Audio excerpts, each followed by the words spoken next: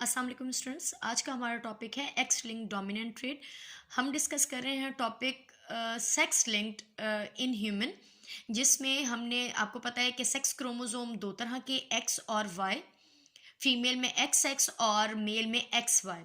तो सबसे पहले हम डिस्कस करेंगे एक्स लिंक्ड में हमने रिसेसिव ट्रेट डिस्कस कर लिए हैं, जिसमें आपने दो तरह के टॉपिक डिस्कस किए, कलर ब्लाइंडनेस और हीमोफीलिया। आज का हमारा टॉपिक है एक्स लिंक्ड डोमिनेंट ट्रेट।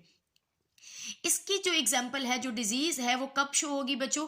जब डोमिनेंट अलील आएगी। जो आपने पिछले टॉपिक पढ़े हैं वो कलर ब्लाइंडनेस और हीमोफीलिया कब होता था? जब रिसेसिव अलील शो होती थी।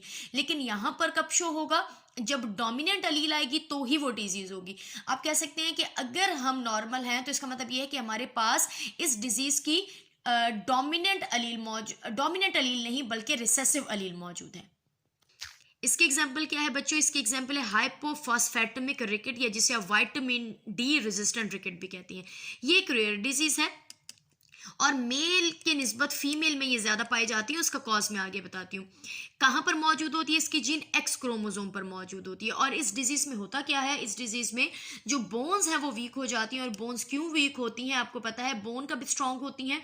बोन में जब डिपोजिशन होती है कैल्शियम की, जो आपकी बॉडी में फूड के जरिए आ रहा होता है, तो वो बोन स्ट्रांग होती रहती है। लेकिन इस कंडीशन में आप फूड में कैल्शियम तो ले रहे हो, लेकिन वो बोन के अंदर फिल नहीं हो रही और ना ही बोन इस वजह से स्ट्रांग हो रही है, बल्कि जैसे ही कुछ एक टाइम लिमिट होती है, लाइक आफ्टर 40, इस तरह के पेशेंट में जो बोन्स है वो ब्रेक भी हो सकती हैं ज़रा सा ट्रॉमा या चोट लगने से। और इसका कॉज क्या है? इसका कॉज है हाइपोफॉस्फेटेमिक रिकेट। आप इस डिजीज को, ये एक जेनेटिकल कॉज है बेटा, आप इस डिजीज को डाइट्री रिकेट के साथ कंपेयर नहीं कर सकते।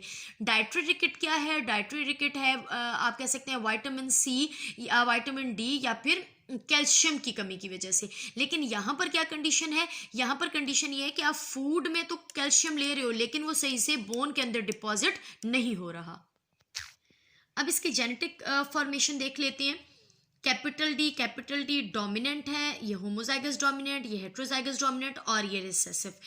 ये आपको फीमेल में कंडीशन नजर आ रही है, ये मेल में। अब बच्चों ये बताएं कि किस में अगर क्या कौन सी अलील शो होगी तो डिजीज होगी?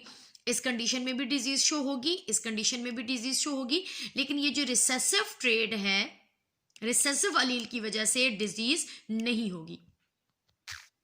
यहाँ पर देखिए फीमेल में बच्चों चांस ज्यादा है, कोई एक भी अगर डोमिनेंट अलील आ गई तो वो डिजीज हो जाएगी, पर मेल में चांस कम है। ये देखें मेल में कब होगी? जब सिर्फ कैपिटल डी शो होगा या कैपिटल, या आप कह सकते हो डोमिनेंट अलील शो होगी। देखिए वाई पे यहाँ पे सिर्फ एक ही अलील मौजूद है, जीन मौजूद है, जिसे SRY कहते हैं। यहाँ जो एक्स पर होगा वही शो होगा। तो फीमेल के अंदर इस डिजीज के चांस ज्यादा हैं और मेल के अंदर इसके चांस कम है। सिर्फ कब शो होगी ये डिजीज मेल में? जब यहाँ पर डोमिनेंट अलील आएगा। तो दो केसेस में अगर आप कह सकते हैं रिसेसिव अलील है तो ये मेल नॉर्मल है। फिर डिग्री देखेंगे अब हम। लाइक यहाँ पर एक नॉर्मल फीमेल है, क्योंकि बेटा यहाँ पे रिसेसिव अलील है, उसकी शादी होती है एक इन्फेक्टेड मेल के साथ। अब यहाँ देखो डोमिनेंट अलील हो गई है, तो इसका मतलब है इस मेल को हाइपोफॉस्फेटेमिक रिकेट है। अब इनके गैमीट बनते हैं और जो बेबीज बनते हैं उन बेबीज में 50% इन्फेक्टेड है, लेकिन आप देखोगे कि फीमेल इन्फेक्टेड हुई हैं, यानी कि इसकी बेटियां इन्फेक्टेड हैं। और जो बेटे हैं वो किसकी वजह से नॉर्मल हुए हैं? अपनी मदर की वजह से नॉर्मल है।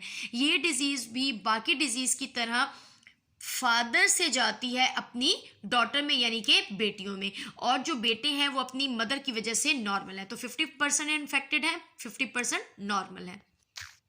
और अब जो आप ये पिछला केस आपने डिस्कस किया है, अगर इन इन्फेक्टेड फीमेल में से किसी एक की शादी एक नॉर्मल मेल के साथ होती है, तो हम देखते हैं कि चांस क्या बनते हैं। ये यहाँ पर गैमेट फॉर्मेशन है, यहाँ पर क्रॉस किया गया है, तो आप देखोगे यहाँ पर फिर से चांस 50% नॉर्मल है, 50% इन्फेक्टेड है। लेकिन इस बार एक मेल भी नॉर्मल है और एक फीमेल भी नॉर्मल है। पिछले केस में मेल दोनों नॉर्मल थे और फीमेल दोनों इन्फेक्टेड थी, लेकिन यहाँ पर एक बेटा भी नॉर्मल है, एक बेटी भी नॉर्मल है। लेकिन अगर आप जब यहाँ पर फिनोटाइप देखते हो तो 50% नॉर्मल और 50% इन्फेक्टेड है। बच्चों यहाँ पर हम एक छोटा सा टॉपिक है जो कि येलो बॉक्स में मौजूद है टेक्स्ट बुक में, उसे डिस्कस कर लेते हैं। TFS, testicular feminization syndrome. Suppose करें ये एक मेल है, ठीक है, X और Y, और बच्चों ये एक रिसेसिव ट्रेड है, यानी कि कब शो होगी ये डिजीज, जब जीन रिसेसिव होगी। जो यहाँ पर हम डिस्कस कर रहे हैं, ठीक है, वो एक्स लिंक डोमिनेंट ट्रेड है, लेकिन येलो बॉक्स में एक रिसेसिव ट्रेड दिया गया है, जिसे क्या कहा गया, जिसे कहा गया TFS। ये उसके दो क्रोमोसोम है एक्स और वाई। वाई पर आपको पता है किसी भी तरह की कोई जीन मौजूद नहीं होती सिवाय SRY के।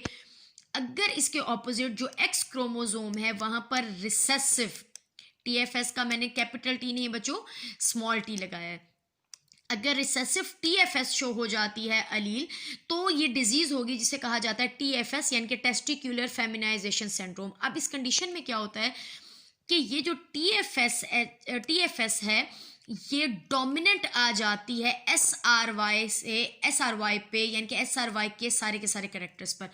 इस तरह का मेल प्रॉपर मेल नहीं होता, बल्कि उसके अंदर कुछ फीमेल के भी कैरेक्टरिस्टिक्स मौजूद होती हैं। इवन देखने में ये बिल्कुल फीमेल जैसी है, लाइक इसके ब्रेस्ट साइज ज़्यादा होता है, विजाइना इनके पास एज जेनिटल एक्सटर्नल जेनिटिलिया मौजूद होता है, पर विजाइना ब्लाइंड है। विजाइना ब्लाइंड आप कैसे कह सकते हो, यानी कि जहां पर यूट्रस होना चाहिए वहां पर यूट्रस नहीं, बल्कि इनर साइड पर बॉडी में टेस्टिस मौजूद है। बच्चों रिप्रोडक्शन वाले टॉपिक में आप लोग पढ़कर आ चुके हो कि फीमेल में ओवरीज और मेल में टेस्टिस मौजूद होती हैं, लेकिन इनकी बॉडी में विजाइना है, लेकिन विजाइना यूट्रस के साथ लिंक नहीं होती, बल्कि वहां पर यूट्रस की जगह क्या मौजूद होती हैं, टेस्टिस मौजूद होते हैं।